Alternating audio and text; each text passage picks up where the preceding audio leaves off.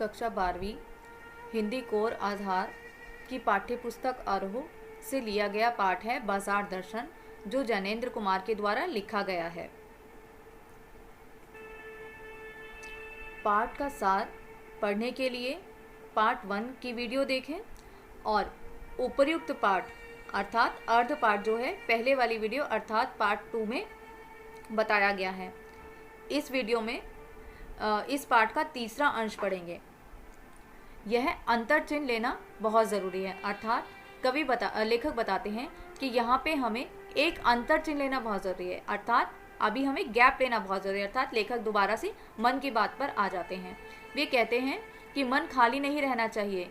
इसका मतलब यह नहीं कि मन बंद रहना चाहिए, अर्थात मन खाली नहीं रहना चाहिए। कवि ने बताया ना कि अगर मन खाली होगा, हमें हमारी ज़रूरतों का नहीं पता होगा, तो फिर हम खर्चा ज़्यादा कर जाते हैं, अर्थात फालतू की चीज़ हम खरीद सकते हैं। तो हमें बताते हैं परंतु मन खाली भी ना हो और ऐसा भी ना हो कि हम मन को बांध कर लें, मतलब हम अपनी इच्छाओं का गला घोट लें। तो वो ऐसा भी नहीं चाहते। क्यों?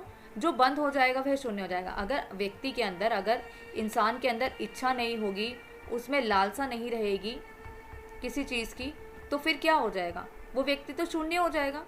वो किसी चीज़ की कल्पना ही नहीं कर रहा, वो किसी चीज़ के बारे में सोच ही नहीं रहा, तो वो व्यक्ति शून्य हो जाएगा। और शून्य का मतलब यहाँ पर क्या हम मानते हैं? मुक्ति। अर्थात जो व्यक्ति शून्य हो जाता है वो मुक्त हो जाता है सांसारिक मोह माया से, अर्थात मृत्यु के बाद ही इंसान के ऊपर शून्य का चिन्ह लग जाता है।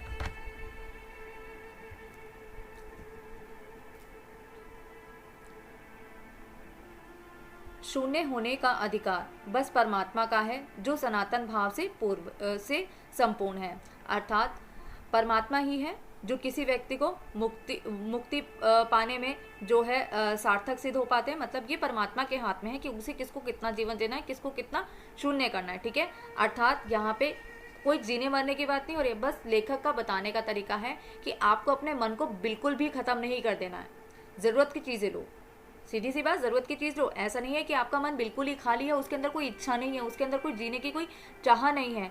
किसी ना किसी चीज़ की चाह आपके अंदर होनी ही चाहिए। ठीक है, अगर वो चाह नहीं रहेगी तो आप जीते जी मृत कहलाओगे, और वही मृतता आपको नहीं जानी। क्यों? क्योंकि आप मृत नहीं हो सकते जीते जी, क्योंकि ये काम किसका है? ये परमात्मा का काम है, अर्थात सनातन भाव से संपूर्ण है। सनातन भाव अर्थात सनातन धर्म से परिपूर्ण है। क्या हम जो है हिंदू धर्म है हमारा, सनातन धर्म के अंदर हम आते हैं, तो वही क्या है कि मुक्ति का मार्ग हमने किसको दे रखा है? कि हमारा परमात्मा ही जो है निश्चय करेगा कि हमें कब मुक्ति मिलेगी, अर्थात हमारी मृत्यु हो जाएगी और हम मुक्ति को प्राप्त हो जाएंगे। ठीक है, तो जीते जी ये हमारा कर्तव्य नहीं बनता कि हम खुद को जो है मार लें, अर्थात खुद को मृत समान जो है बिना इच्छाओं का व्यक्ति बना के छोड़ दें। शेष सब अपूर्ण है, अर्थात कवि बताते हैं कि लेखक बताते हैं कि इसके अलावा सारी जो चीज़ें बची हुई हैं वो अपूर्ण है, सब कुछ अधूरा है। इससे मन बंद नहीं रह सकता, अर्थात किसी भी मनुष्य का जो मन है वो बंद नहीं रहने वाला। सब इच्छाओं का निरोध कर लोगे, यह झूठ है। अर्थात कोई व्यक्ति कह देगा ना कि भाई मैंने सारी इच्छाओं का जो है निरोध कर दिया, मैंने सब कुछ जो है छोड़ दिया, सबका त्याग कर दिया, तो ऐसे हम जो है रोक नहीं सकते अपनी इच्छाओं को। त्यागना, रोकना, ठीक है, निरोध का अर्थ होगा कि हम जो है ऐसे किसी भी चीज़ को छोड़ नहीं सकते। और जो कह रहा है तो वही क्या है? यह झूठ है। और अगर इच्छा निरोध स्तब का ऐसा नकारात्मक अर्थ हो तो वह तब झूठ है। ठीक है, अर्थात लेखक बताते हैं कि हमारे पास इच्छा निरोध स्तब अर्थात इच्छाओं पर नियंत्रण करने की अगर तपस्या है तो वो भी क्या है? नकारात्मक अर्थ हो। ठीक है, हम इसको भी क्या लेंगे? इच्छाओं को रोकने की जो मेरी तपस्या है, अर्थात हमने क्या किया है? हमने मान लिया, कुछ लोग कहते हैं ना कि भाई मेरे अंदर तो कोई इच्छा नहीं है, मैंने मोह माया को त्याग दिया।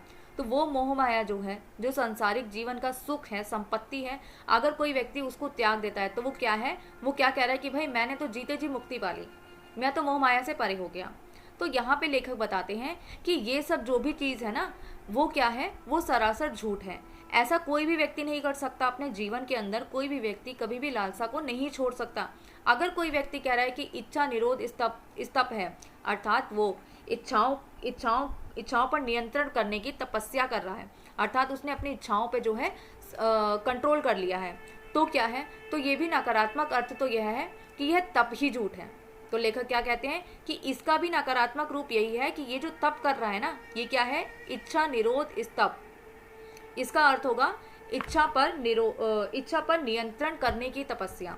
तो जो व्यक्ति इस इच्छा पर नियंत्रण करने की तपस्या का दावा कर रहा है वो भी एक नकारात्मक अर्थ ही है। और लेखक बताता है यह तप ही इसका झूठा है, अर्थात इच्छा निरोध की जो उसकी तपस्या है ना, इच्छा को कंट्रोल करने की जो उसकी तपस्या है, ये भी वो कह रहा है ये भी तो झूठी है और ये सरासर झूठ है।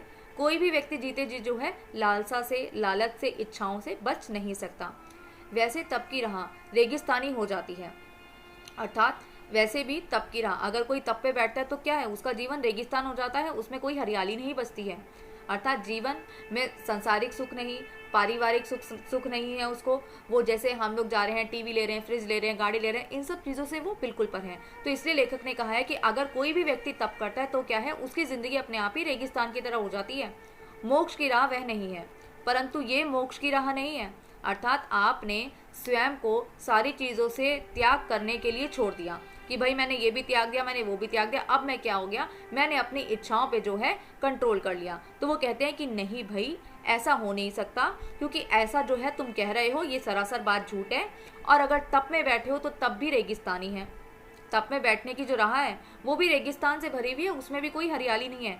तो त्याग तो आपने दिया ही है, परंतु ये जो लोग करते हैं ना, मैंने मोह माया को त्याग दिया है, मैंने जीते जी सारे संसारिक सुखों को छोड़ दिया है, तो यहाँ पे लेखक बताते हैं कि भाई ये कोई मोक्ष की राह नहीं है। मोक्ष अर्थात मुक्ति की राह। हम क्या कहते हैं कि हमें तो मुक्ति मिल जाएगी, जो आपके दुख हैं उससे आपको मुक्ति मिल जाएगी। और दुखों से मुक्ति कब मिलती है, व्यक्ति के मर जाने के बाद। वो असली मोक्ष तभी प्राप्त करता है। और जीते जी जो लोग इस चीज़ का दावा कर रहे हैं ना कि हमने अपनी इच्छाओं पे संतुष्टि पा ली है, तो यहाँ पे कवि बताते हैं संतुष्टि पाने का क्या अर्थ लेते हैं। वो संतुष्टि पाने का यही अर्थ लेते हैं कि भाई हमने जीते जी मुक्ति पा ली, हमने मोक्ष को प्राप्त कर लिया। तो लेखक इसको भी जो है झूठा बताते हैं कि ये कोई मोक्ष की राह नहीं। लोग समझते हैं ना कि भगवान की शरण में चले जाओ, भगवान का नाम जप लो, बाबाओं के पास चले जाओ कि हम जो है तुम्हें मोक्ष की राह दिखाएंगे, हम तुम्हें परमात्मा से मिलाएंगे।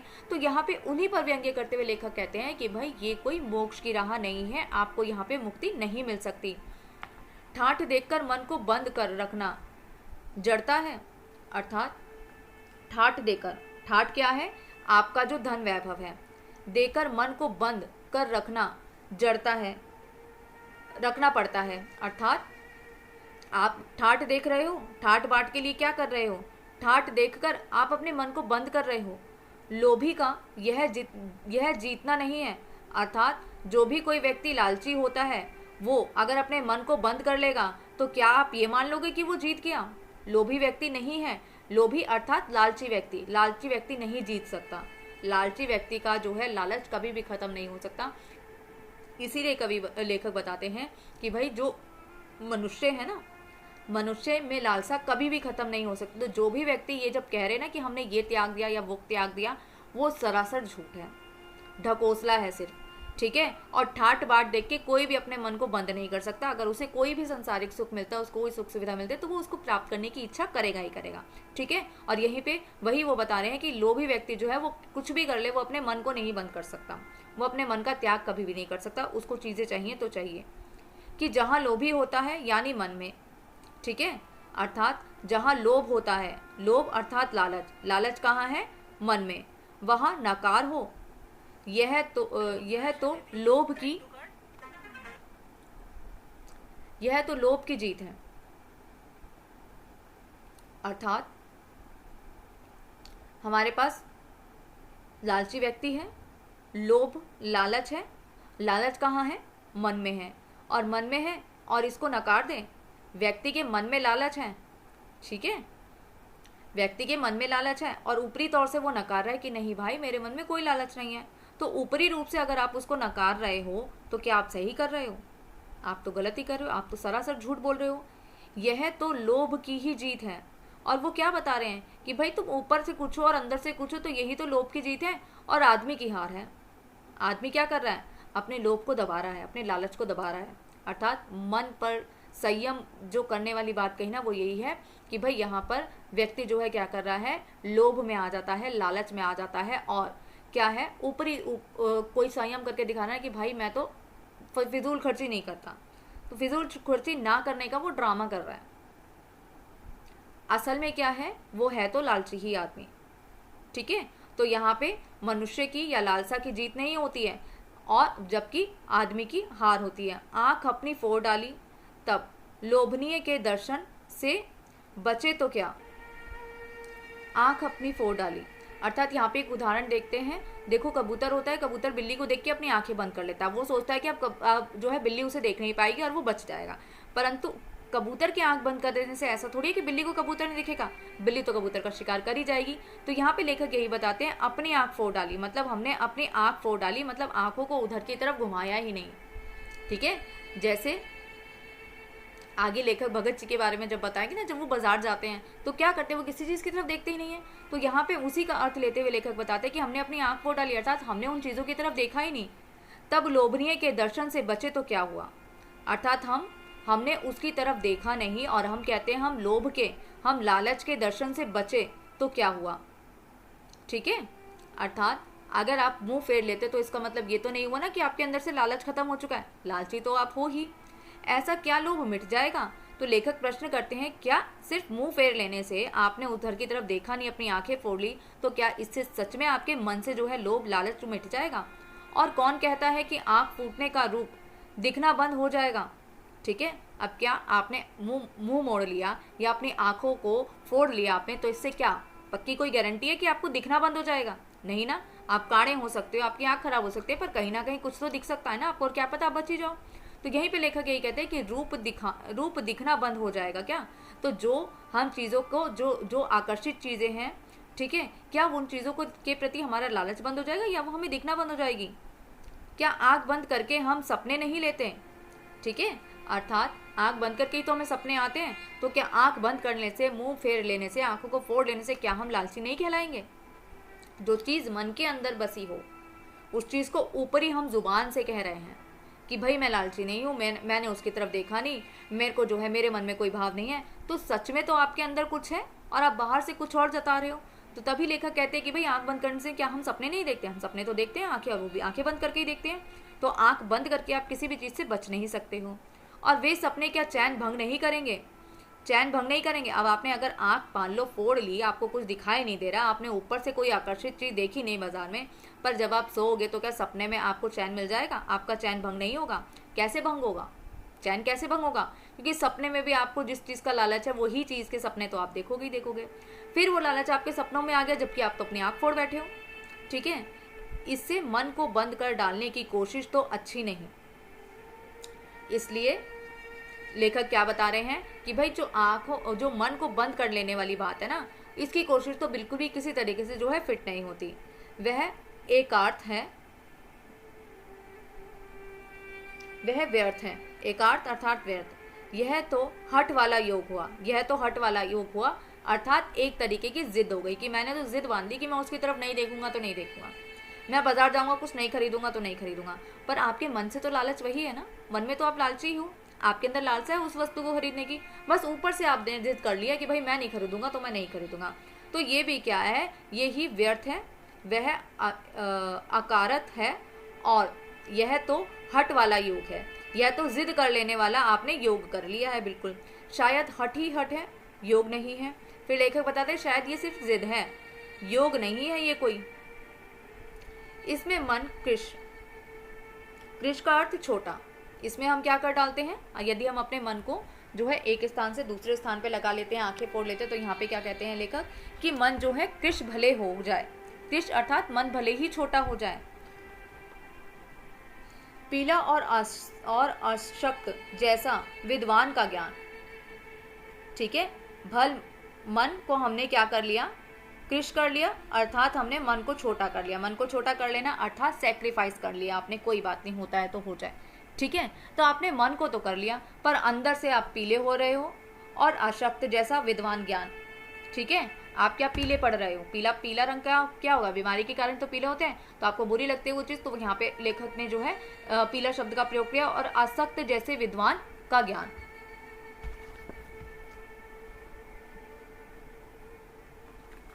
विद्वानी बन बैठे हो आप केवल इसलिए क्योंकि आपने आंखें बंद कर ली है, आपने अपने मन को छोटा कर लिया, आपने अपने मन को मार लिया, तो इसका मतलब क्या आप विद्वान हो गए हो, नहीं। आपको क्या लगता है कि आप ज्ञानी हो गए हो, नहीं। यह मुक्ति ऐसी नहीं होती, अर्थात जो मुक्त, वह मुक्त ऐसे नहीं होता। जो व्यक्ति है वो मन को बंद करने में, अर्थात इस तरीके से वो मुक्ति नहीं पा सकता। किस चीज़ से मुक्ति, बाजार से बचने की मुक्ति। इससे वह कि यह जगह संकीर्ण और विराट की जगह क्षुद्र होता है। यहाँ पर कवि जो है बात कर रहे हैं मन की, कि व्यापक की जगह जहाँ पे उसे बड़ा होना चाहिए, ज़्यादा होना चाहिए, वहाँ पे वो क्या करता है, संकीर्ण हो जाता है, अर्थात सुकड़ जाता है। और विराट की जगह शुद्र हो जाता है। विराट अर्थात ज़्यादा जगह, मतलब जो होते हैं ना धन वैभव होता है बहुत ज़्यादा, तो ज़्यादा की जगह क्या हो जाता है, वो बिल्कुल शुद्र हो जाता है, नगण्य हो जाता है, बिल्कुल दरिद्र हो जाता है। तो मन ऐसा है, मनुष्य भी इसी तरीका है का हो जाता है। जैसे जहाँ उसे दिखाना चाहिए, मतलब जहाँ उसे पैसा खर्च करना चाहिए वो वहाँ तो नहीं कर रहा, वहाँ पे तो वो गरीब हो जाता है, और जहाँ उसे नहीं करना चाहिए वहाँ पे वो अमीरी बन के दिखा देता है। अर्थात इसका एक उदाहरण हम ऐसे ले सकते हैं कि मान लो अगर किसी अमीर आदमी के पास पैसा है, तो किसी गरीब की सहायता करने के लिए तो वो अपना तुच्छपन दिखा देगा, वो उसकी सहायता नहीं करेगा। ठीक है। दूसरा, अगर उसको पैसा फालतू में खर्च करना है, बड़े बड़े मॉलों में जा जाके, मतलब छोटे वाले सब्जी ठेले वाले की दुकानों पे से तो आप 2-5 रुपए के लिए जिद बहस कर रहे हो, और मॉलों में जाके आप क्या कर रहे हो, बड़े बड़े बाजार बैठे हैं, उन ऊंचे बाजारों में जाके आप अंधाधुंध पैसा खर्च कर रहे हो। तो यहाँ पे यही बात है कि व्यापक की जगह संकीर्ण हो जाते हो, जहाँ आपको जो है ज़्यादा करना चाहिए वहाँ पे आप सुकड़ जाते हो, और संपत्ति आपकी जो है वो क्या हो जाती है, विराट की जगह जो है शुद्र हो जाती है, वो कम हो जाती है। अर्थात मददगार की मदद करने के लिए तो आप छोटे हो जाते हो, बिल्कुल दरिद्र हो जाते हो, और जहाँ पे आपको वाहवाही लूटनी होती है वहाँ पे आपसे बड़ा अमीर कोई नहीं। इसलिए उसका रोम रोम मूंद कर बंद तो मन को करना चाहिए। वह मन पूर्ण कब है, अर्थात लेखक प्रश्न पढ़ रहे हैं कि वह मन पूर्ण कब है, मन भरता कब है। हम में पूर्णता होती तो परमात्मा से अभिन्न हम महाशून्य ही ना होते। अर्थात अगर व्यक्ति का मन, मतलब लेखक का सीधा अर्थ निकल कर आ गया कि हमारा जो मन है ना वो कभी भी पूर्ण नहीं हो सकता, हम अपूर्ण ही रहेंगे, मन से हम कभी भी पूरे भरे नहीं हो सकते। अगर हम भरे हुए होते तो परमात्मा से अभिन्न हम महाशून्य ही ना होते। अर्थात महात्मा से अभिन्न हम परमात्मा को नहीं ध्यान में रखते ना, पर हमने क्या अपनी मुक्ति का माध्यम हमने किसको माना है, परमात्मा को माना है, हम परमात्मा की शरण में जाते हैं। ठीक है। तो परमात्मा, हम महाशून्य ही ना होते तो हम लोग क्या होते, हम शून्य ही नहीं हो जाते। अगर हमारा मन भर जाता हम ही ईश्वर हो जाते ना, फिर तो हमें किसी की क्या जरूरत है, हम ईश्वर से मांग रहे हैं चीज़ों को। ठीक है। तो हम भी महाशून्य हो जाते, मतलब हम भी जो है बिल्कुल ही जीरो ना हो जाते अगर हमारा भी मन भर जाता तो। अपूर्व है इसी से हम हैं, अर्थात ये जो अपूर्वपन है ना, ये जो अधूरापन है, यही हम हैं, क्योंकि अधूरापन ही जीवन है।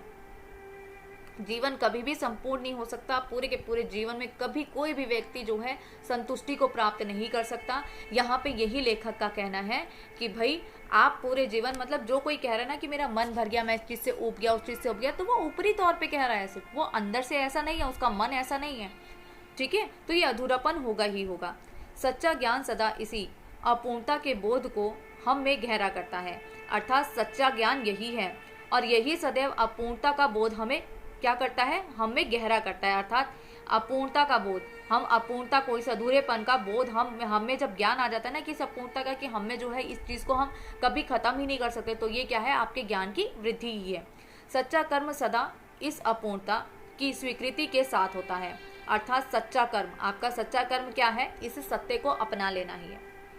अतः उपाय कोई वही हो सकता है जो बलात् मन को रोकने को ना कहे। अर्थात सच्चा बलपूर्वक मन को रोकने को ना कहे। अर्थात हम क्या हैं, हम क्या कर रहे हैं कि भाई हम बाजार चले गए, बाजार जाके हमने क्या किया, अपने मन को मार लिया, अरे यार ये साड़ी तो बहुत महंगी है, हम नहीं खरीदेंगे क्योंकि बहुत ज़्यादा महंगी हो गई। तो यहाँ हमने क्या किया, बलपूर्वक अपने मन को मनाया। तो ये मनाना आपकी संतुष्टि नहीं है।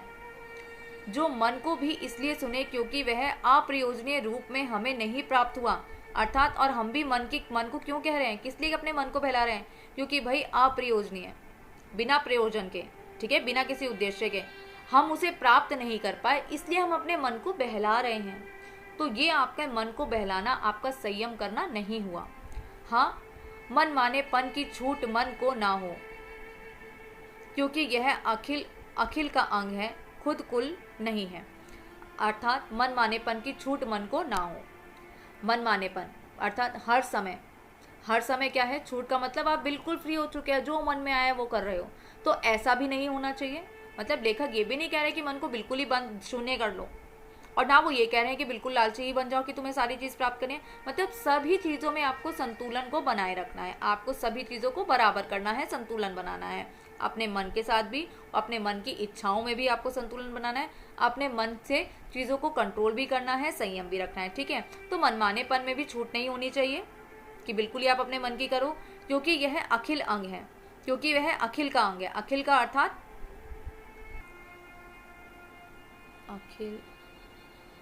अखिल का अंग है अर्थात कि सबका, मतलब बहुत सारी चीजें, संपूर्ण है वो सब, खुद कुल नहीं है। अर्थात अखिल बड़ा अंग हो गया और कुल हो गया छोटा, तो वे जो है क्या है, क्योंकि वह अखिल का अंग है, खुद कुल नहीं है, वो खुद स्वयं बड़ा नहीं है, वो केवल उसका एक अंग मात्र है। कौन? मन। पड़ोस में एक महानुभव रहते हैं। अब लेखक ने पूरे मन की, पैसे की, शॉपिंग की, अपने दोनों दोस्तों की बातें खत्म हो चुके हैं। अब लेखक आते हैं भगत जी के ऊपर।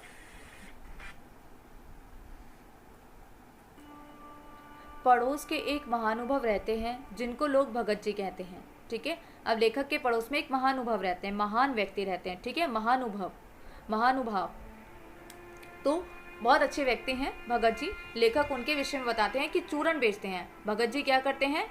चूरन बेचते हैं। ठीक है, भगत जी की बात करेंगे, वो चूरन बेच के अपना गुजर करते हैं। यह काम करते जाने उन्हें कितने बरस हो गए, मतलब काफ़ी वर्षों से वो जो है केवल यही चूरन बेचने का वो काम कर रहे हैं। लेकिन किसी एक भी दिन चूरन से उन्होंने 6 आने के पैसे से ज़्यादा नहीं कमाए। चूरन उनका आसपास का सरनाम था। अर्थात लेखक ने बताया कि ये जो चूरन बेचने वाले जो व्यक्ति थे ना, ये क्या करते थे, डेली आकर क्या करते थे, केवल 6 आने का चूरन बेचते थे।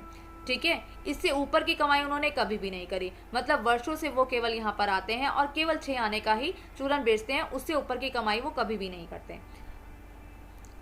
चूरन उनका सरनाम था। अर्थात सरनाम, चूरन वाले अंकल या भगत जी को चूरन वाले के नाम से जाना जाता था। और खुद खूब लोकप्रिय थे, और वे खुद बहुत ज़्यादा लोकप्रिय, मतलब एक चूरन बेचने वाला व्यक्ति कितना ज़्यादा लोकप्रिय था। क्यों लोकप्रिय था? क्योंकि उसका स्वभाव ऐसा था। उसकी एक विशेषता यहाँ पे बता दी कि वो ज़्यादा पैसे कमा सकता है, परंतु वो कमाता नहीं है, वो केवल 6 आने पैसे कमाकर ही उठ खड़ा होता है। कहीं व्यवसाय का गुर पकड़ लेते और उस पर चलते तो आज खुशहाल क्या मालामाल होते। ठीक है, व्यवसाय का गुर पकड़ लेते। व्यवसाय क्या है? बिजनेस है आपका। गुर अर्थात उपाय।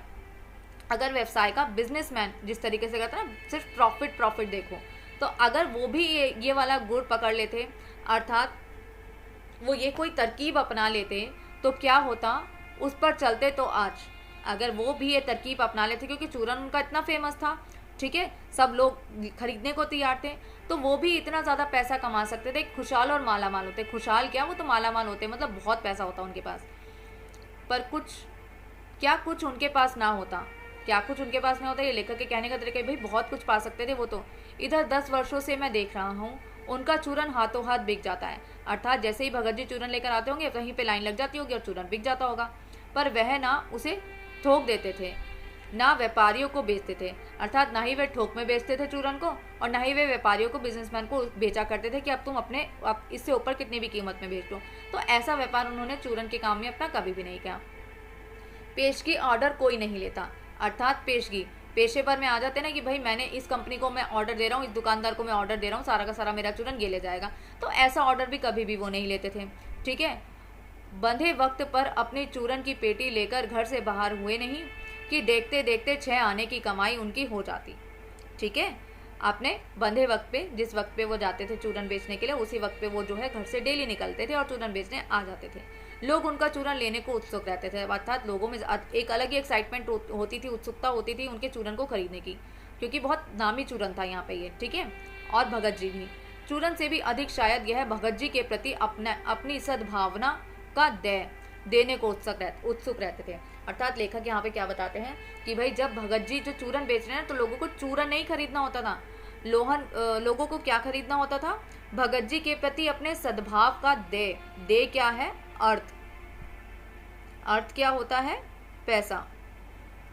तो लोगों को चूरन से मतलब नहीं है, लोगों को क्या मतलब है कि भाई इस व्यक्ति से मेरे को जो है चूरन खरीदना है, वो अपना पैसा उनको देना चाहते हैं, इसलिए वो क्या करते हैं कि वो उत्सुक रहते थे। तो लेखक क्या बता रहे हैं, उनको चूरन से मतलब नहीं था, उनको इस बात से मतलब था कि भगत जी हमारा पैसा पकड़ो। पर भगत जी नहीं पकड़ते थे। क्यों? क्योंकि उन्हें 6 आने से ऊपर चूरन को नहीं बेचना। पर 6 आने पूरे हुए नहीं कि भगत जी बाकी चूरन बालकों को मुफ्त बांट देते। जो भी चूरन डेली उनका बचता था 6 आने के ऊपर का, वो चूरन वो फ्री में सबको वर्षों से इसी तरीके से बांटते चले आ रहे हैं। कभी ऐसा नहीं हुआ कि कोई उन्हें 25वां पैसा भी दे सके। अर्थात 6 पैसे से ऊपर अगर कोई भी उनको 25वां पैसा अगर दे तो वो कभी भी नहीं लेते थे। कभी चूरन से लापरवाही नहीं हुई और कभी रोग होता भी मैंने नहीं देखा। अर्थात ऐसा नहीं है कि बेचारा गरीब है, कुछ बीमारी लग जाएगी, कुछ हो जाए, कुछ नहीं हुआ। 6 पैसे अपना 6 आना कमाते हैं और उसके बाद जो है कोई लापरवाही नहीं की उन्होंने चूरन के अंदर, कोई ठोक पे नहीं बेचा, कोई किसी व्यापारी को नहीं बेचा, ना इनको कोई रोग है, और सालों से वो जो है उनको इसी तरीके से देखते चले आ रहे हैं लेखक।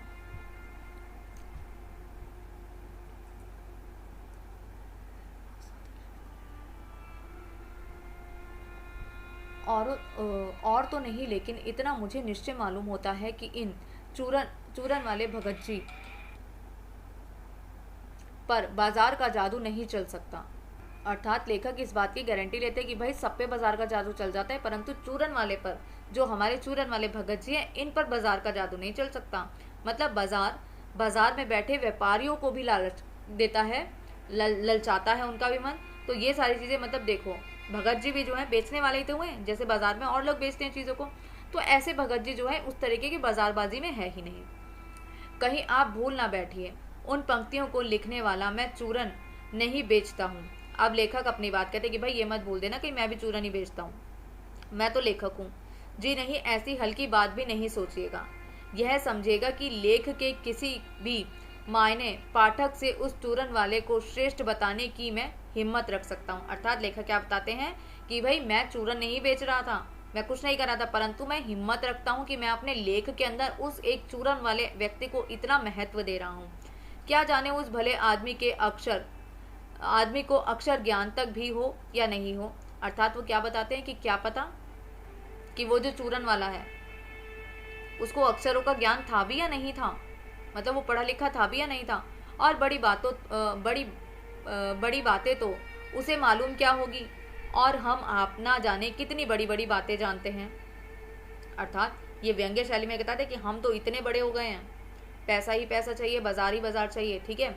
परंतु यहाँ पे वो उनकी तारीफ करते हुए कहते हैं कि क्या पता है उन्हें कुछ पता ही ना हो और हम तो बड़ी बड़ी बातें करें। एक तरीके से वो जो है, मतलब सीधे तौर पे वो चूरन वाले को जो है ऊपर मानते हैं हम जैसे लोगों से।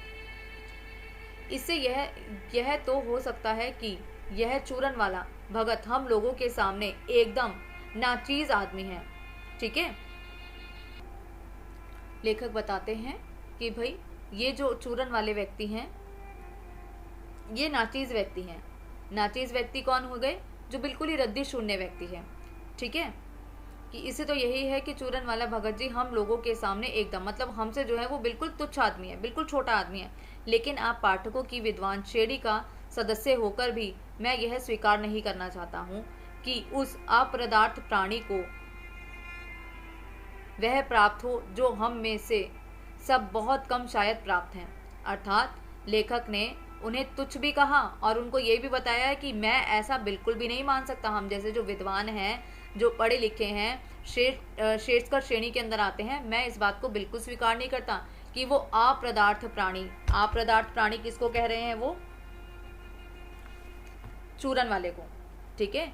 कि वो अपदार्थ प्राणी अर्थात जो अपने स्थान से बिल्कुल नहीं, जिसका अस्तित्व जैसा है वो उसी में है।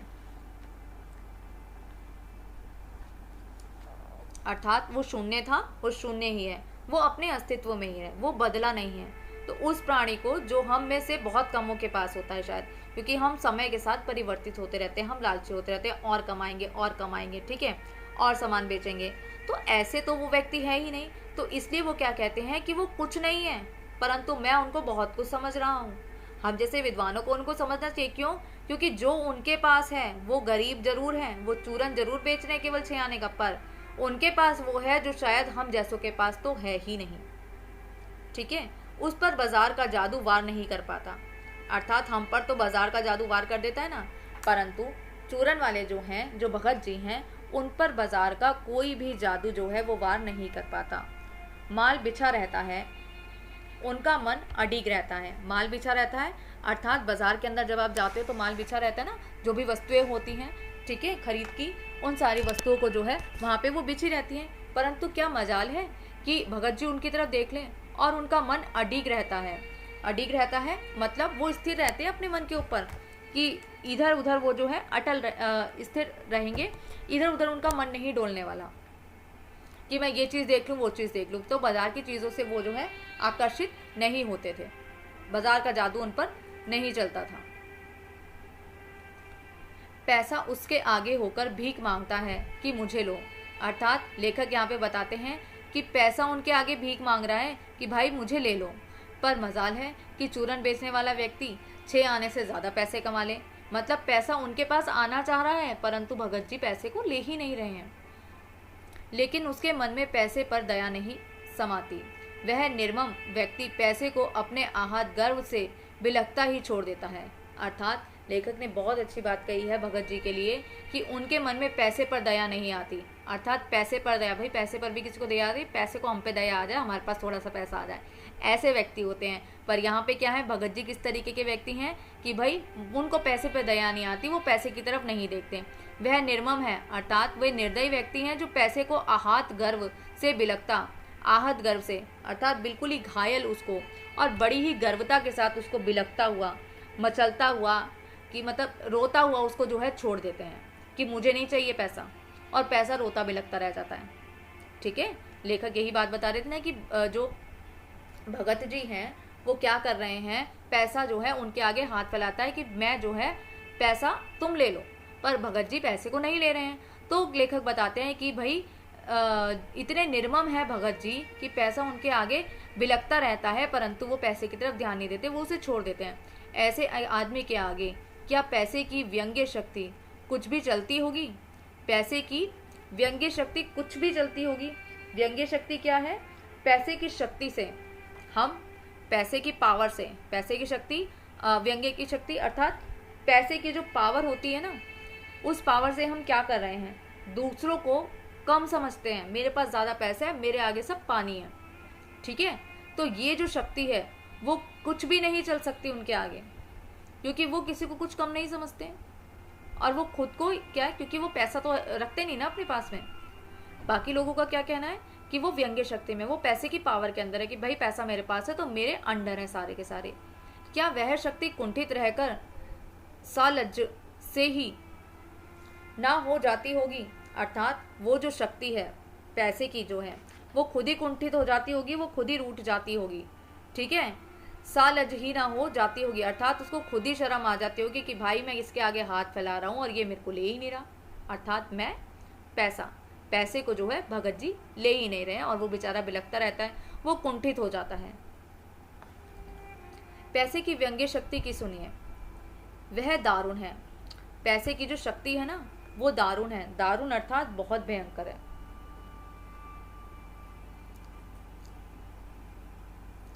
मैं पैदल चल रहा हूँ कि पास ही धूल उड़ती निकल गई मोटर। वह क्या निकली मेरे कलेजे से तो कौंधती एक कठिन व्यंग्य की लीक की आर से पार हो गई। अर्थात कहीं ना कहीं ये जो है डर को दिखा रहा है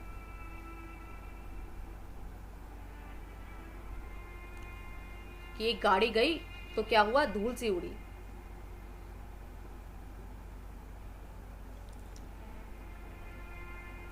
वह क्या निकली मेरे कलेजे को कौंधती एक कठिन व्यंग्य की लीक ही एक आड़ से पार हो गई। अर्थात एकदम होता है ना, जान से निकल गई होगी, जूं करके गाड़ी हाथ से निकली हो, तो वो कहते हैं कि एक व्यंग्य की लीक सी पार हो गई हो, जैसे किसी ने आंखों में उंगली देकर दिखा दिया हो कि देखो उसका नाम है मोटर। अर्थात मोटर आवाज करती हुई जाती है ना कुछ गाड़ियां, तो वो क्या कह रही है कि उसने, वो तो मेरी आंख के अंदर उंगली डाल के उसने मेरे को दिखाया कि मेरी तरफ देख कि मैं यहाँ हूँ, मैं यहाँ से गुजर रही हूँ। ठीक है, इसी तरीके से पैसा जो है भगत जी को कहता है कि पैसा हूँ मैं यहाँ पर, तू दे क्यों नहीं रहा, मेरे को ले लेना। ऐसा भगत जी के आगे पैसा रोता है। उसका नाम है मोटर और तुम उससे वंचित हो। अब ये जो मोटर गई है मेरे आगे से, ये क्या है, ये मोटर हो गया दूसरा व्यक्ति का लालच। कि भाई ये गाड़ी तो बहुत अच्छी है, मेरे को भी ये गाड़ी चाहिए, क्योंकि मैंने इसको जूं जाते हुए देखा इसको, ठीक है, और वो मुझे बता गई कि भाई मैं मार्केट में आ चुकी हूँ, मुझे ले क्यों नहीं रहे, मुझे ले लो ना। तो यही बात जो है लेखक बताते हैं कि भाई आंखों में उंगली देकर उसने मुझे बताया है कि मैं मोटर हूँ, मुझे खरीदो तुम मुझसे वंचित कैसे हो, तुम्हारे पास में होनी चाहिए। यह मुझे अपनी ऐसी विडंबना मालूम होती है कि बस पूछिए नहीं। यहाँ पे लेखक ऐसी विडंबना में, ऐसे एक जो है विडंबना में फंस चुका है कि मैं ये करूँ, मैं क्या करूँ, ठीक है, मेरे पास क्या है, पैसा आखिर कितना मैं खर्च करूं।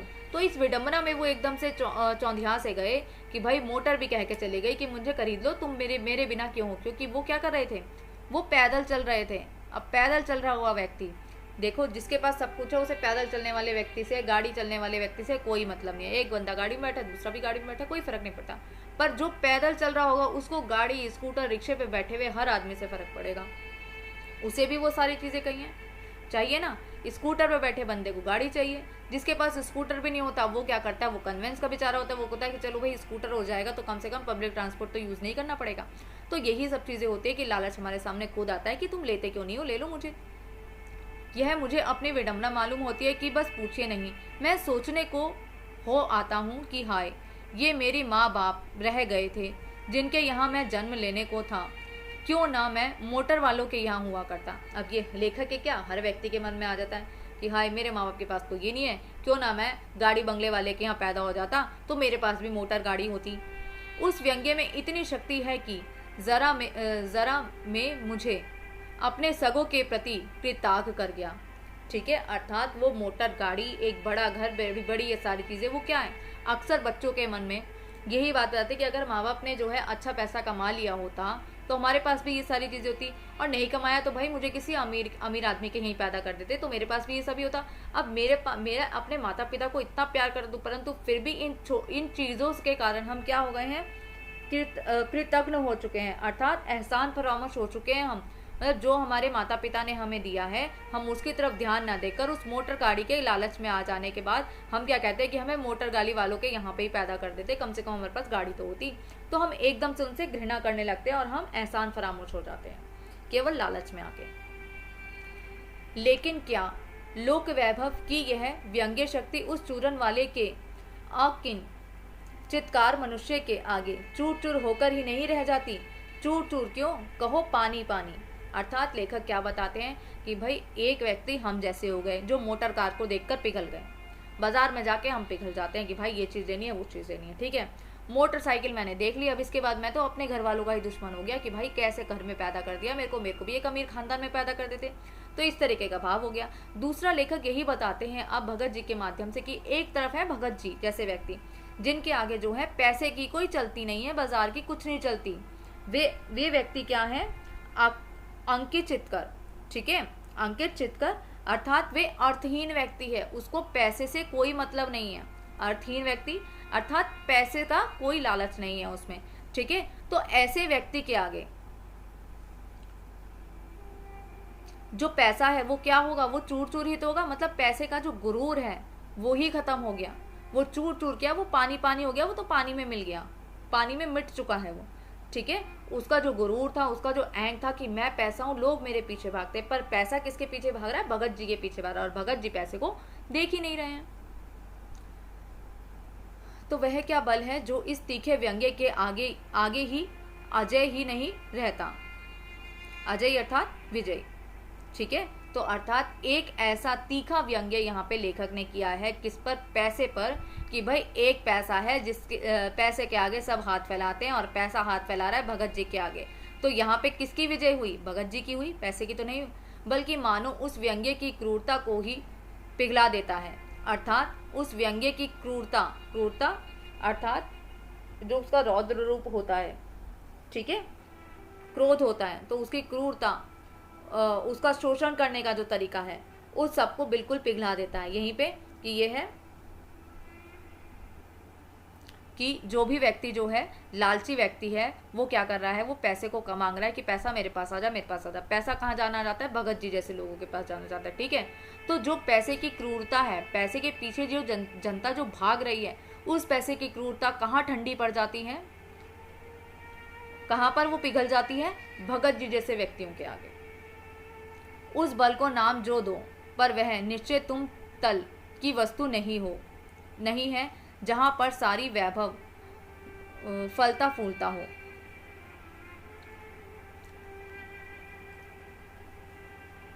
बलपूर्वक, ठीक है, पैसा हमको अपनी ओर आकर्षित कर रहा है। ऐसे ही यहाँ पे क्या है, सांसारिक वैभव फलता फूलता है, किसके आगे? निश्चय उस तल की वस्तु है। तल अर्थात बहुत गहरी। निश्चय ही ये जो पैसा है बहुत नीची चीज़ है, परंतु क्या है, इसी के आगे जो है संसार फलता फूलता है। संसार में क्या है, जो वैभव है, जो धन है, वो लक्ष्मी, वो पैसे के कारण ही तो है। तो वो फूलेगी कहाँ से? वो पैसे से ही, बल से ही तो फूलेगी। कुछ अपर जाति का तत्व है, कुछ अपर जाति का, और वह कुछ अपर जाति का तत्व है। लोग स्पिरिचुअल कहते हैं, आत्मिक, धार्मिक, नैतिक हैं, ठीक है। लोग स्पिरिचुअल कहते हैं, आत्मिक, धार्मिक और नैतिक। लोगों का ऐसा कहना है कि वो स्पिरिचुअल है, ठीक है। पैसा आत्मिक भी है, धार्मिक भी है और नैतिक भी है, ज़रूरी भी है हमारे लिए। मुझे योग्यता नहीं कि मैं उन शब्दों के अंतर देखूं और प्रतिपादन करूं, अर्थात मुझे इन शब्दों में जो है तुलना करने का, पैसे को उनके साथ जोड़ने का मेरे को कोई आवश्यकता नहीं है। लेखक बताते हैं, मुझे शब्द से सरोकार नहीं, मुझे शब्द से कोई सरोकार नहीं है, मुझे इन सब चीज़ों से कोई मतलब नहीं है, मैं कोई इंटरेस्ट नहीं रखता इसमें इतना। मैं विद्वान नहीं कि शब्दों पर अटकूँ, मैं कोई विद्वान नहीं हूँ यहाँ पे जो मैं छोटे छोटे शब्दों पर अटकता फिरूँ, ठीक है। विद्वान आदमी के बस का है भाई, मैं तो तुच्छ आदमी हूँ, मैं तो क्यों अटकूँ यहाँ पे। लेकिन इतना तो है कि जहाँ तृष्णा है, तृष्णा अर्थात कामना करना, ठीक है, कामना है, लालच है, तो तृष्णा हो गई हमारा लालच। बटोर रखने की स्पृहा होती है इच्छा, कि मेरे को लालच है उन सब चीज़ों की, वहाँ उस बल का बीज नहीं है, बल्कि यदि उसी बल को सच्चा बल मानकर बात की जाए तो कहना होगा कि संचय की तृष्णा। बल को हमेशा ध्यान रखना कि पैसे की बात हो रही है, और वैभव की चाह में व्यक्ति की निर्बलता ही प्रमाणित होती है। अर्थात जो व्यक्ति है वो चाहे धन की बात करे, ठीक है, चाहे वो अपनी कामना की बात करे कि उसको किस चीज़ की लालसा है, उसमें स्पृहा है, उसके अंदर किसी चीज़ की इच्छा है, ये सारी की सारी चीज़ें क्या बता रही हैं, ठीक है, वो उसमें उसकी कमजोरी ही व्यक्त कर रही है कि कितना निर्बल हो चुका है। उसकी व्यक्ति की निर्बलता ही जो है प्रमाणित कर रही है कि भाई उसके अंदर लालच है, उसके अंदर इच्छाएं हैं, वो धन संपत्ति को पाना चाहता है, और यही चाहत उसको जो है बिल्कुल निर्बल बना देती है। धन के लिए व्यक्ति जो है रो पड़ता है, निर्बल ही धन की ओर झुकता है। जो व्यक्ति कमजोर होता है ना, कमजोर व्यक्ति ही धन की तरफ झुकता है। और यहाँ पे कमजोर व्यक्ति क्यों है, कौन है, लालची व्यक्ति, ठीक है। और यहाँ पे लालची व्यक्ति कौन नहीं है, जो धन के आगे नहीं झुकता, वो है भगत जी। वह अबलता है, वही अबलता है, अबलता मतलब जिसमें बल ना हो। वह मनुष्य पर धन की और चेतन पर जड़ की विजय है।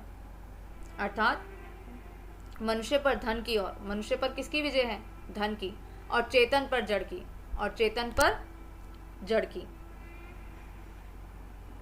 चेतन कौन है यहाँ पे, भगत जी, जो बिल्कुल ही जड़ व्यक्ति हैं, ठीक है, बिल्कुल ही नीचे हैं, जो ऊपरी दिखावे पर भरोसा नहीं करते। एक बार चूरन वाले भगत जी बाजार चौक में दिखे। अब लेखक दूसरा किस्सा बताते हैं भगत जी का। एक तो चूरन बेचने वाला हो गया, अब दूसरी बात पे आते हैं कि एक बार उन्होंने कहाँ देखा, भगत जी को चौक पर देखा। मुझे देखते ही उन्होंने जयराम किया। मैंने भी जयराम कहा। उनकी आंखें बंद थी और ना उस समय वह बाजार की और भांति कोस रहे मालूम होते हैं, अर्थात वे बाजार की तरफ चल जा रहे थे। राह में बहुत लोग, बहुत बालक मिले जो भगत जी द्वारा पहचाने जाने के इच्छुक थे। अर्थात जो भगत जी आए, जब बाजार के अंदर आए तो बहुत सारे लोग जो है भगत जी की तरफ देख रहे थे कि भगत जी जो है उनसे भी दुआ सलाम करें, परंतु भगत जी आंखें बंद करे हुए सीधे चलते जा रहे थे, उनको कोई फर्क नहीं पड़ा था। परंतु लोग जो है इच्छुक थे कि भगत जी मुझे जाने की, वो मतलब ये हो कि भगत जी मेरे से बात कर रहे हैं, मैं बहुत ज़्यादा लालची हो रहा हूँ भगत जी से बात करने के लिए, केवल इसलिए कि वो इच्छुक थे, वो उत्साहित थे। भगत जी हैं जैसे कोई बहुत बड़ा सेलिब्रिटी हो। भगत जी सबको ही हंसकर पहचाना, सबका अभिवादन लिया और सबको अभिवादन किया, अर्थात सबका सत्कार किया, सबको नमस्कार किया उन्होंने। ठीक है, सभी को पहचान लिया। सब लोग इच्छुक हो रहे थे कि भाई भगत जी मुझे पहचान ले, मुझे पहचान ले, और भगत जी ने सबको हंसकर जो है पहचान भी लिया और उनसे नमस्ते भी कर ली। इसे तनिक भी यह नहीं कहा जा सकता कि चौक बाजार में होकर उनकी आंखें किसी से भी कम खुली थी। अर्थात हम ये नहीं कह सकते कि भगत जी की आंखें बिल्कुल ही बंद थी, उन्होंने बाजार में कुछ देखा नहीं, क्योंकि दुआ सलामी तो उन्होंने सबसे ही करी ना। अब बाजार में क्या है, बाजार में सामान मिलते हैं, लोग तो मिल ही गए थे, सामान भी तो थे, लेकिन भौचक्के हो रहने की लाचारी उन्हें नहीं थी। भौचक्के हो रहने की लाचारी भौचक्के कौन रह जाता है, जो बाजार में जाके उसकी चकाचौंध में खो जाता है, वो भौचक्का हो जाता है कि अरे वाह मैंने क्या कितनी अच्छी चीज़ देख ली। तो ऐसे लाचारी वो नहीं थे। ठीक है, लाचारी बिल्कुल लाचार जिसपे दया आ जाती है। ठीक है, तो ऐसा व्यक्ति तो वो बिल्कुल भी नहीं थे कि उनको जो है बाजार को देख के वो उनकी आंखें चौंधिया जाए और वो सोचे कि भाई चीज़ बहुत अच्छी है। तो ऐसे व्यक्ति वो नहीं थे, ऐसे लाचार व्यक्ति नहीं थे। ऐसे लाचार व्यक्ति तो कौन होते हैं, कमज़ोर लोग होते हैं, पर वो कमज़ोर नहीं थे। व्यवहार से पेशो पेश उन्हें नहीं था, उनके व्यवहार में पशो पेश नहीं था, मतलब असमंजस नहीं था किसी भी चीज़ को लेके। ठीक है, कि ये अच्छा है, वो बुरा है, ये चीज़ देनी है, वो चीज़ देनी है, ऐसा कुछ था ही नहीं उनको बाजार के अंदर। परंतु वो बाजार में आए ज़रूर थे और खोए से खड़े नहीं, वह रह जाते थे। अर्थात ऐसा भी नहीं हुआ कि वो कहीं खोए से खड़े हुए हैं कि क्या खरीदूँ क्या नहीं खरीदूँ। तो साफ पता चल रहा था कि उनको उन पर जो है इस बाजार का कोई असर जो है नहीं हो रहा है। जैसे उस समूचे मॉल भांति भांति की बढ़िया माल से, अर्थात बहुत सारी अच्छी चीज़ों से चौक भरा पड़ा था, अर्थात बाजार भरा पड़ा था। उस सबके प्रति अप्रीति इस भगत जी के मन में नहीं थी, अर्थात उन सारी चीज़ों के प्रति भगत जी के मन में कोई भी ऐसा भाव नहीं था कि मुझे इन चीज़ों को खरीदना है। जैसे उस समूचे माल के प्रति उनके मन में आशीर्वाद हो सकता है।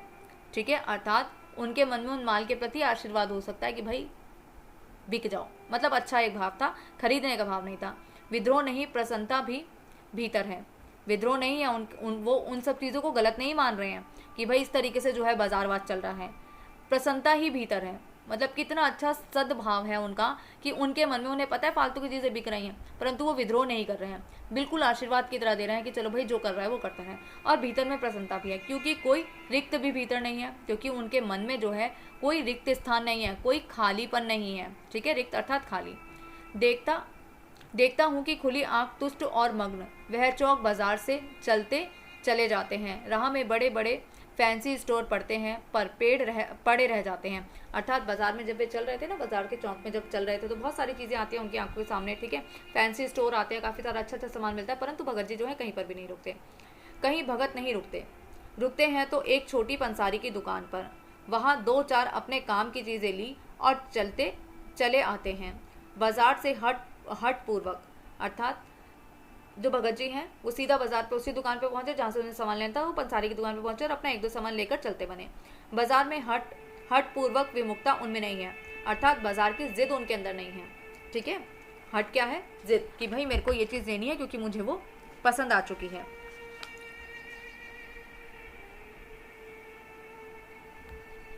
विमुखता का अर्थ होगा अलग। ठीक है, उनके अंदर कोई हट नहीं थी किसी भी चीज़ को लेने की, कोई जिद नहीं थी, और उनमें क्या था कि वो मतलब अन्य लोगों से उन चीज़ों की तरफ ध्यान न देने वाले व्यक्तियों में से थे। लेकिन अगर उन्हें जीरा और काला नमक चाहिए तो सारे चौक बाजार की सत्ता उनके लिए तभी तक उपयोगी है जब तक कि वहाँ जीरा नहीं मिल जाता। अब यहाँ पे सीधी बात यह है कि भगत जी आए थे जीरा और नमक लेने के लिए, तो भगत जी सीधा पंसारी की दुकान पे पहुंचे।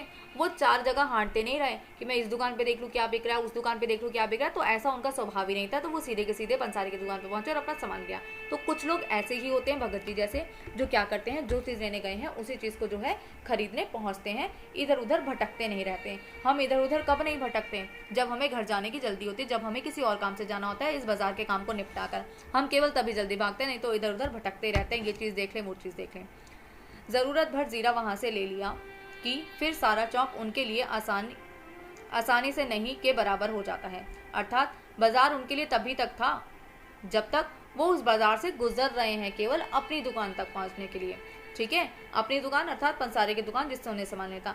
उनका उद्देश्य क्या था? जीरा और नमक लेना। और जीरा और नमक लेने के बाद वो बाजार उनके लिए कोई मायने नहीं रखता।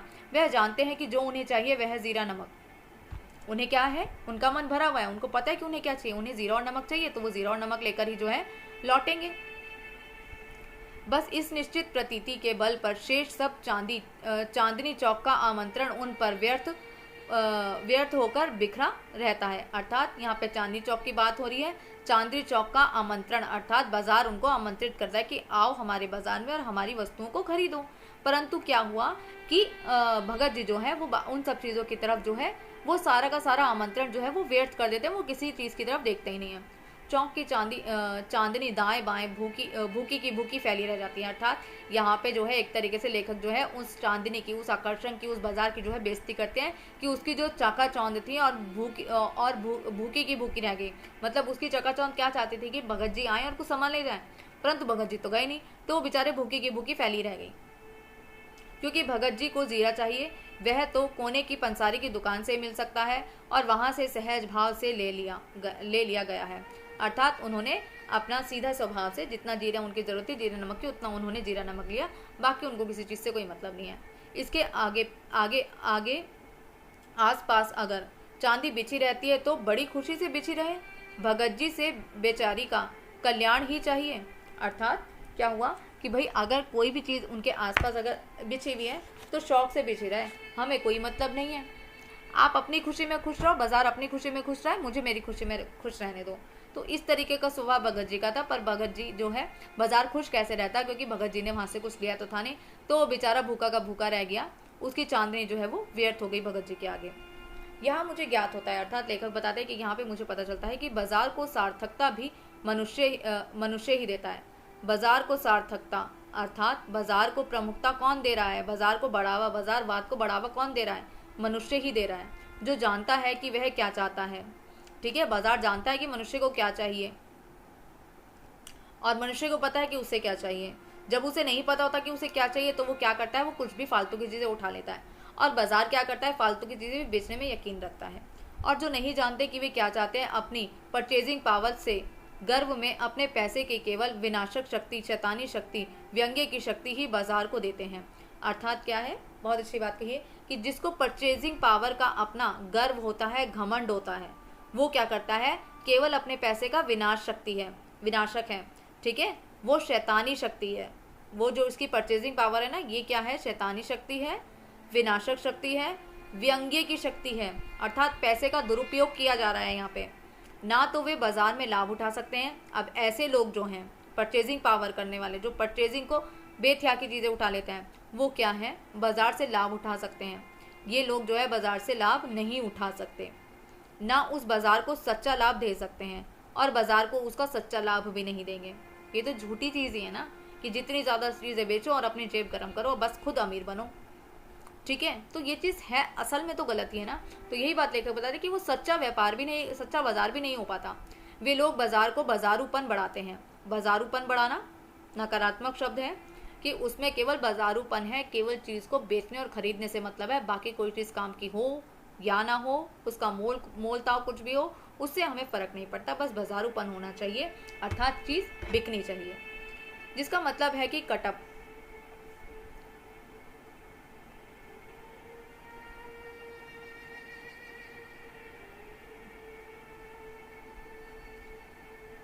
कटअप बढ़ाते हैं। कटअप की बढ़ती का अर्थ परस्पर में सद्भाव की घटी है। इस सद्भाव के हास पर आदमी आपस में भाई भाई और सुहृदय और पड़ोसी फिर रह ही नहीं जाते हैं।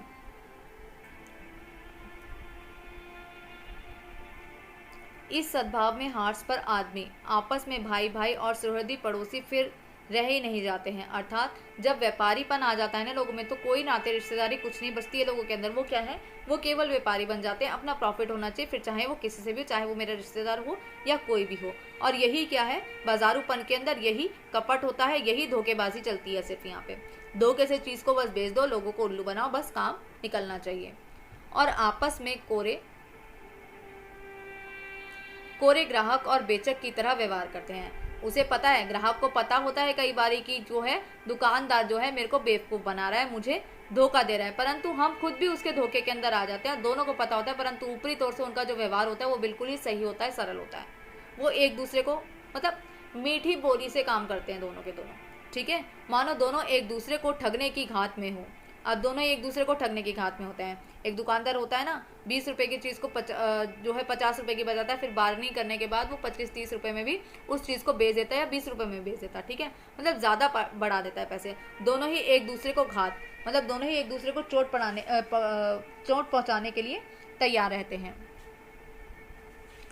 एक की हानि दूसरे का लाभ दिखाता है, अर्थात यही बाजारूपन है और यही बाजार है, ठीक है। अगर दुकानदार अपने पैसा जो उसके अंदर लगाया है उसकी लागत से ज़्यादा उसको लागत भी चाहिए और उसके अंदर उस लागत के बाद का प्रॉफिट भी चाहिए, तो दोनों पैसे उस चीज़ के अंदर विद्यमान होते हैं, ठीक है। तो अगर वो दुकानदार उस वस्तु को जितने में वो उस वस्तु को बेचना चाहता है उसके सब बाद वो उसे ऊपर की रकम देगा तो तभी उसका लाभ होगा।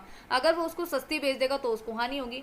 तो दोनों को ही क्या है, दोनों में से कोई एक हारता है एक जीतता, तो क्या है, एक का लाभ होता है तो दूसरे को हानि ही पहुंचती है। तो व्यापार है, दो ही जनों से हो सकता है, ग्राहक और व्यापारी। तो दोनों में से किसी एक को ही प्रॉफिट हो सकता है, दूसरे को घाटा ही होगा।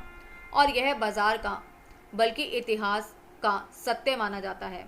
ऐसे बाजार को बीच में लेकर लोगों में आवश्यकताओं का आदान प्रदान नहीं होता बल्कि शोषण होने लगता है। अर्थात लेखक बताते ये कोई आज का बाजार नहीं है, इतिहास से इसी तरीके का जो है बाजारूपन चलता आ रहा है। और इससे क्या होता है, इससे आवश्यकताओं का आदान प्रदान नहीं हो रहा। मतलब एक बाजार को लाने का जो उद्देश्य था ना कि इंसान की ज़रूरतों को पूरा किया जा सके, वो उद्देश्य तो पूरा होने से रहा, ठीक है। अब केवल बाजारूपन ही रह गया। और इससे क्या होता है कि जो आदान प्रदान होना था ना कि पैसा हमने दे दिया और अपने लिए सुख सुविधाओं को खरीद लिया, तो ऐसा अब नहीं हुआ। इससे क्या हुआ है कि शोषण ही हुआ है, ठीक है। शोषण अक्सर किसका होता है, ग्राहक का ही होता है। तब कपट सफल होता है, अर्थात कपट धोखा, निष्कपट शिकार होता है। जो कपटी होता है ना, जो धोखा दे रहा है, वो व्यक्ति तो सफल हो गया, और जो धोखा नहीं दे रहा वो बेचारा शिकार हो जाता है, वो घाटे में चल जाता है। ऐसा बाजार मानवता के लिए विडंबना है। और ऐसा ही बाजार जो है वो मानव को क्या कर रहा है, विडंबना में डाल देता है, ठीक है। और जो ऐसे बाजार का पोषण करता है, जो उसको शास्त्र बना हुआ है, जो उसका शास्त्र बना हुआ है, अर्थात वो उसका शास्त्र बना हुआ है। शास्त्र मतलब बहुत बड़ी चीज़, उसका ग्रंथ बना बैठा है क्या, कि भाई बाजार में काम करना है तो मीठी छुरी से काम करो, मीठा बोलो, काम चलाओ, ठीक है। तो इस तरीके का जो बाजारवाद है वो क्या है, ऐसे ही लोग जो है, ऐसा बाजार मानवतावाद को विडंबना में डाल देता है और बाजार का जो है पोषण भी किया जा रहा है। मतलब बाजार को उसी तरीके से और अच्छे लेवल पे जो है लोगों को धोखा दे देकर जो है उसको और पोषित किया जा रहा है, मतलब उसको बढ़ाया जा रहा है। वह अर्थशास्त्र सरासर औंधा है। यह अर्थशास्त्र अर्थात जो पैसा है, अर्थात पैसा, ये सरासर औंधा है। ये जो पैसा कमाने का जो तरीका है ना, ये बिल्कुल ही उल्टा है। औंधा अर्थात उल्टा। वह मायावी शास्त्र है, ये कोई अच्छा शास्त्र नहीं है, ठीक है। ये बाजार का शास्त्र नहीं है, ये अर्थशास्त्र नहीं है, ये क्या है, ये मायावी है, ये जादुई है ये शास्त्र। वह अर्थशास्त्र अनीति शास्त्र है। और यह जो अर्थशास्त्र है ना, पैसा कमाने का तरीका, ये अनीति है, इसमें कोई नीति नहीं है, ये इसके अंदर कोई अच्छी तरकीब नहीं है, तो ये अनीति है, ये गलत है।